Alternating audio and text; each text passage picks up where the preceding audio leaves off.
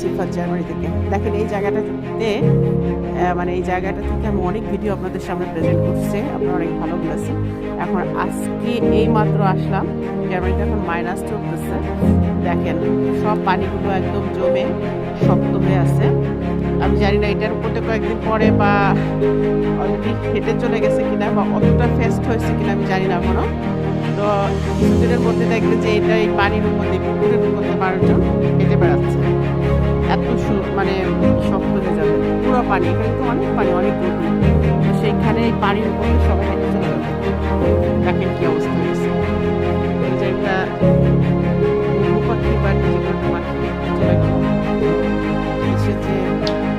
এই যে আমাদের একটা পাথর ছিল চলে গেল পাথরটা, তার মানে হচ্ছে একদম হার্ড হয়ে গেছে।